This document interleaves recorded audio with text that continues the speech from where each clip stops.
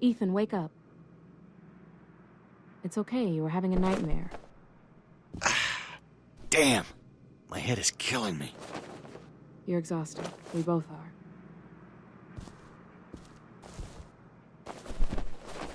Like I was saying, SKX is out of the picture.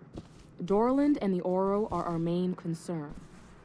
This may end up being a wild goose chase, but if we're right, the Magic Man can help us.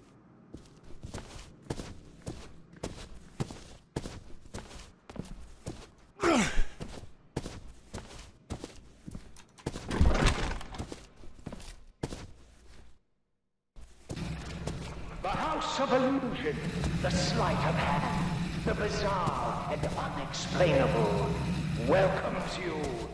The Magic Man welcomes you. Please, have your tickets ready. We aim to astound and amaze, so let's get started. A wonderful treat awaits. Expect the unexpected.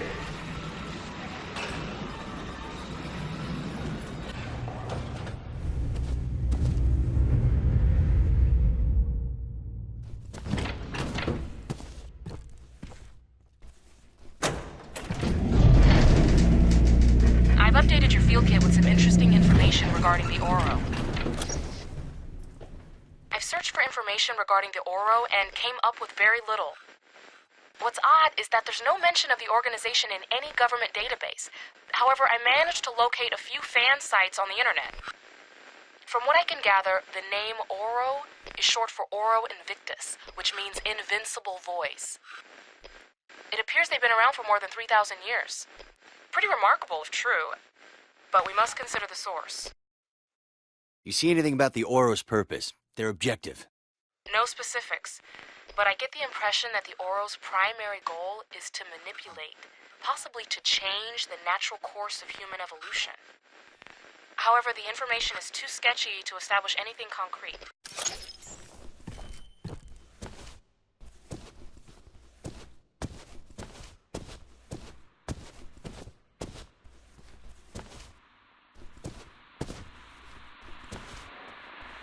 His name, Ethan Thomas. His issue, a drunken, washed-up SCU agent with a chip on his shoulder. Our reason for reporting him? He is now SCU's #1 most wanted. If you see him, report it immediately to the authorities. Help us recapture our city from the brink of destruction upon which it teeters. This is City News.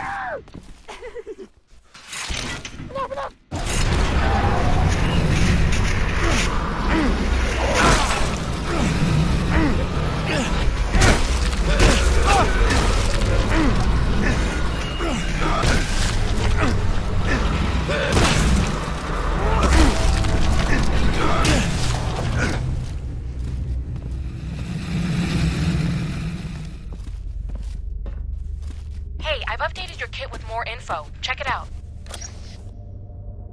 Before leaving the SCU, I managed to grab the disc Dorland's agents found on SKX. It's some sort of journal he was keeping. Most of it's meaningless babble, but listen to this. The root of the Ouro's plan revolves around a tradition called sonic generation. It's the ability to produce complex sounds that project out from not just the mouth, but the entire body. People subjected to these sound waves experience acute bouts of paranoia. This is followed by hallucinatory episodes that slip quickly into psychosis and other forms of uncontrolled violent behavior. It goes on to say, people with natural tendencies to be violent become even more so when exposed to these sonic emissions. Ethan, the implications of this are huge. Are you suggesting this organization is responsible for all that's wrong in the city? Maybe not all. It's probably just the rambles of a man who's psychotic himself. But something about it rings true, though. Imagine if all of man's atrocities, war, murder, acts of cruelty, the very origins of crime itself can be explained and linked to this group. I'll admit it's pretty far-fetched, but a tantalizing theory nonetheless. Does he describe how sonic generation works? He does. It's a little sci-fi, but here's what he wrote. Their ability to create sonic tones is due in part to an enlarged hollow sternum and a higher than normal bone density. Unique vocal cords can create, when trained, complex sounds that reverberate through the sternum and chest cavity like a finely tuned instrument. Now get this. Various metal apparatuses surgically implanted into the bone and skin can amplify the effect. Wow, pretty interesting stuff. Our next performance is a real crowd pleaser. Death comes by some horrible means.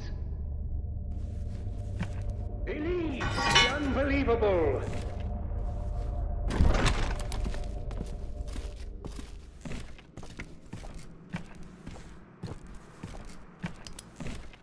Like a bird, you are drawn to me.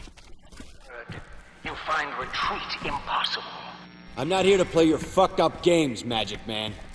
No. No, not like a bird. Not like those other helpless people lining the bowels of the city. Enough babbling. Come out so I can see you. You're not so easily influenced. That much is obvious. That would be so ordinary. You're much more, aren't you?